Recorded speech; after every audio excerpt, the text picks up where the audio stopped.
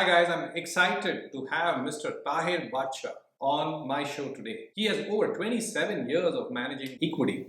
He's currently the Chief Investment Officer for Invesco and is responsible for everything equity at the firm. Before joining Invesco, he was the head of equities for Motilal Oswal and he's also worked for Kotak and ICICI Prudential AMC. He's an MMS from SP Jain and also an engineer. I'm very happy to have him here.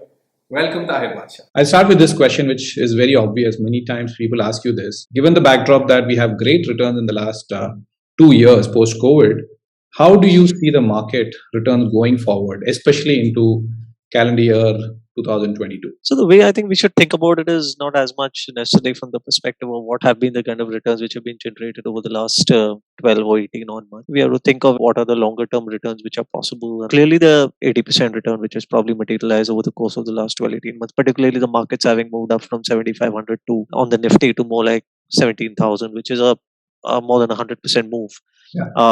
Is obviously something which has come as a result of the market actually having fallen from a level of maybe more like 12,000, which was pre-COVID, to 7,500. So actually, if you look at it, you're essentially talking about a 20% kind of a compounding over the last 2 years. So I think 22% is what we have essentially compounded at.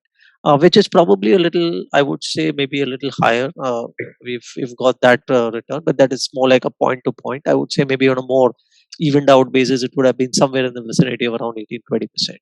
The economy is in a phase where we will probably see a better economic cycle compared to what it has been in the past 3-4 years. Right. Predicated primarily on 2-3 things. One is the banking sector in India was in a reasonably decent downtrend over an extended period of time because of several issues that we are aware of, and which is largely, that down cycle is largely coming to a close. We have seen a significant amount of economic compression as a result of the banking system in India not having been very healthy over the prior period, and that's all on account of whatever happened in the prior investment or growth cycle. So the consequences of that have already been kind of borne by the economy and by the market, and now the banking system is relatively in a better shape. Not just in case of private sector banks, but even the top tier public sector banks are in reasonably good condition, so as to be able to kind of probably drive economic growth over time and over the next 2-3 years. Inflation and interest rates in India are at probably the lowest ever in a very long period of time. We're not necessarily batting for the fact that interest rates will come down from here any further, but even if probably interest rates were to marginally go up from here, that is more likely to happen in the next 12 to 18 months or time.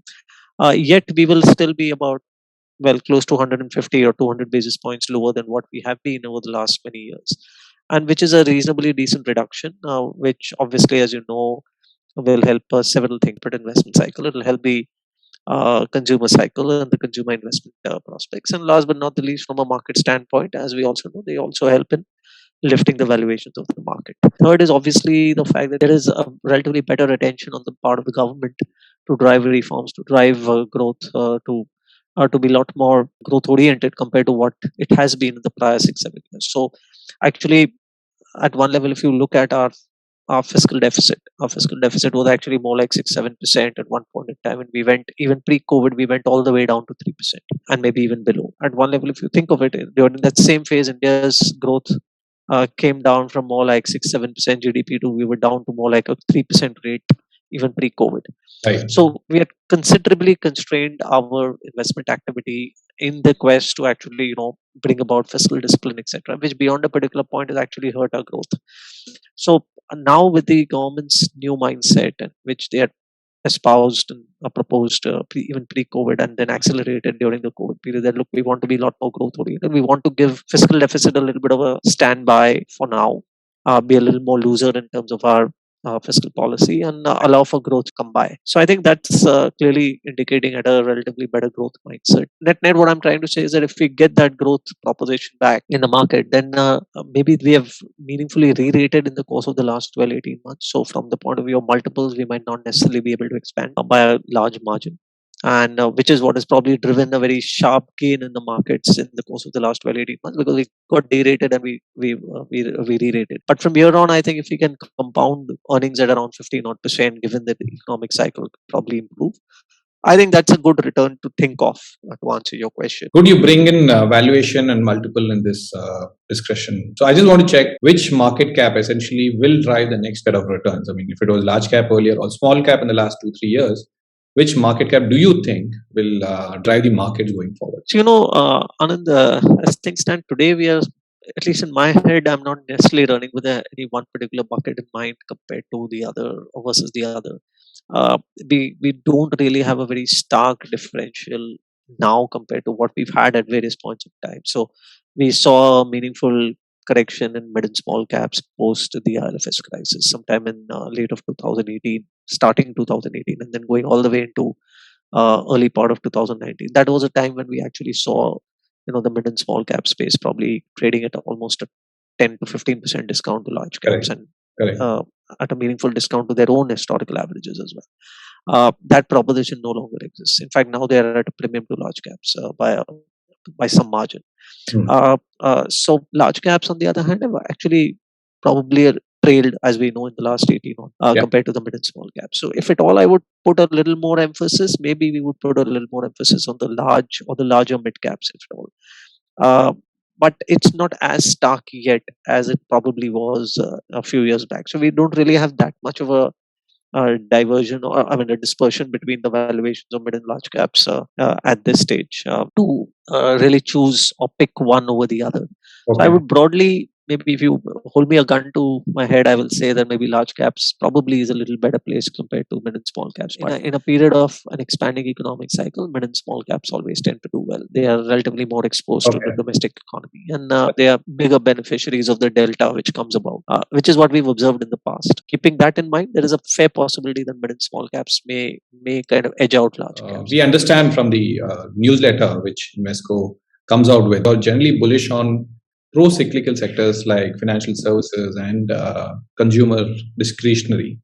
Any particular reason for that? And does that largely come from the backdrop of underperformance in the last, I mean, between 2020 to 2021 due to COVID? As I explained, we're probably in the midst of a phase where we believe we will have a better economic cycle compared to what we've had in the past. Actually, if at one level, if you think of it, India is, two economic cycles are unfolding at the same time. There is a larger economic cycle, which is basically a combination of what I explained regarding what has happened to the banking sector and their inability to actually extend investments, and basically a logjam between both the borrowers as well as the lenders for an extended period of time, which essentially punctured the investment cycle in India. Over and above which, it was even government policy which was not necessarily very forthcoming at that point in time. So that is a larger cycle which is unfolding, and which is changing as a result of the banking system health having improving, and simultaneously even the government's approach towards the economy changing. So that is one level of the cycle which is unfolding, and the other one is a mini cycle which is essentially coming out of the whole COVID disaster over the last 12 months or 18 months. Uh, and so we have a mini cycle which is basically the reversion to mean opening up of the economy and the stabilization of the economy back to pre-COVID levels. And then there is a larger cycle which is the more 5 year 6 year cycle, which probably is also turning up. The smaller cycle will probably have its impact on the shorter run, and therefore you will see elevated levels of earnings growth or performances, and that is also the reason why the stock market is doing what it is doing in the short run. But then we will stabilize down to the more regular economic upturn that we are expecting. And that is why our positioning more towards financials, industrials, consumer discretionary to some extent, because they are all going to be beneficiaries of that upcycle. Industrials is again a function of that investment cycle, but there we essentially are running with the thought that many of these companies in the industrials manufacturing space have run with very low levels of capacity utilization over the last good number of years, and they can be ripe for a decent amount of operating leverage coming about as and when as demand improves out there. So that's the reason why we think industrials qualify as a good, and besides also the fact that as a consequence of government policy towards improving the overall manufacturing climate in India, essentially all these industrials, particularly the ones which are not very capital intensive, Okay. and do not consume guzzle a lot of capital, but they are basically light engineering, light industrials who probably do not require very strong levels of capex. They're not essentially owners of assets, but basically the ones which are ancillaries to large asset owners or supplying consumables, and those kind of industrials are going to probably do reasonably well. Consumer discretionary is, of course, the continuation of the consumption cycle, which will come about. Although there we are incrementally, we've been there in that space for a reasonably good length of time. We'll still continue to overweight, but our incremental dollars are probably going more towards financials or industrials or certain bottom up opportunities. Within consumption, maybe I would like to make a distinction that perhaps we're a little more comfortable with the mid and high level income brackets and their consumption propensity, and the kind of goods and services that they are likely to consume versus those which are at the lower end of the pyramid. Coming from good returns, or we have got great returns on technology and healthcare in the last 2 3 years. So, are you still overweight, underweight? What's your position there, Tahir? As far as technology is concerned, we have kind of neutral to modestly overweight. We have, however, probably reduced our overweight position over time, and that's largely been a function of valuations. From where IT technology companies were sometime in the middle of calendar year 2020 versus where they are, they've meaningfully re-rated, and that's worked out very well for us because of the overweight position that we used to run with at that point in time. We also think that this is a reasonably resilient sector and industry with regard to earnings growth, not of the very high magnitude of 20% plus, but somewhere in the vicinity of between 10 and 15%. But for the kind of quality of balance sheets and managements which comes along with them, probably trading at expensive valuations, not necessarily cheap, but still tolerable given the kind of strength that they have in terms of their business dynamics and their strengths of the balance sheet. So maybe if we have been 20-30% overweight at some point in time, we are more like 5 to 10% overweight at this stage. With regard to pharma, it's we would optically appear to be overweight, but that's not necessarily the thought process. It's more because we have approached this sector from a very bottom up perspective, unlike in case of tech where we are spread across large cap, mid cap, small caps, and we are happy to own a decent number of companies. In case of pharma, we are constrained and limited by the opportunity set and where different kinds of companies are in their own business cycle.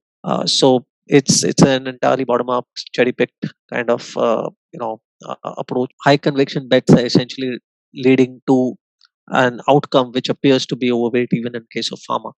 But like as I said, that is more because of bottom up conviction in those individual bunch of 3 or 4 names, and not necessarily a reflection of our sector view in pharma. So the last question to you, Tahir, is that third wave is expected, or maybe people are worried about third wave, and that is a big risk other than inflation and interest rate hike that people are talking about.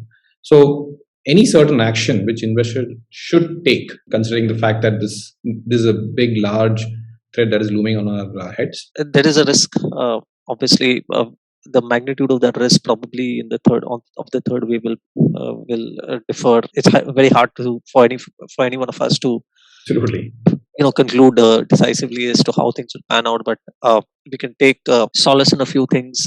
One, that we are relatively better placed from the point of view of having some defense in vaccination versus what we were in 2020 and early part of 2021. Right now, as it appears from the data on Omicron, which probably has the potential of unleashing a third wave, that it's not likely to be as deadly, at least in terms of fatalities and hospitalizations, etc. So it should be relatively more manageable. It therefore, we would like to go with the base case assumption that even though there will be a possible third wave, but it may not necessarily unleash the kind of economic pressures that we had during the first and the second waves. So we don't expect to get into those lockdown kind of situations as we probably had earlier. And we know In how the to operate past. in lockdown, I'm assuming. Now, right? We have some experience of operating in lockdowns, per se. Absolutely. So that's another learning that we have, and the fact that we are relatively more better protected. We have learnings at every level. I mean, the corporates have learned to deal with it, individuals and families have learned to deal with it, households have learned to deal with it. So we probably will come out a little more stronger this time despite a third wave coming about. So I would reckon that the economic impact will be relatively more controlled. So the best approach at this point in time is to kind of make sure that you follow a balanced approach to portfolio construction. I mean, we're spreading our risk therefore relatively more across different kinds of sectors, and that's also the reason why, as I mentioned, that Maybe a little bit of drift towards large caps at this stage might not hurt. But at the same time, it's not to say that we are giving up on mid and small caps altogether. So do that mix and match in order to be able to kind of protect downside as well as participate in whatever upside that comes about from here. So I think that is the only way we can deal with this.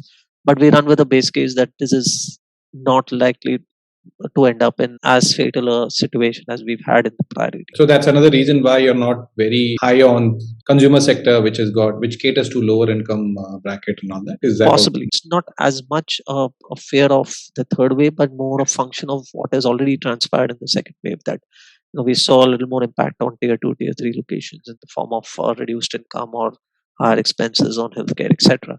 And Okay. it might take a little longer to come back with social distancing, etc. Likely to kind of keep coming in your way in bits and spurts. It probably makes a little more sense to be in sectors, or at least overweight those sectors which probably are not going to be as much affected due to social distancing norms or face-to-face activities.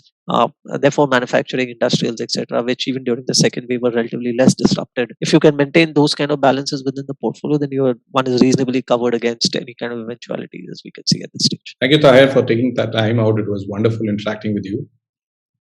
Pleasure. Thanks very much, Anand, for having me.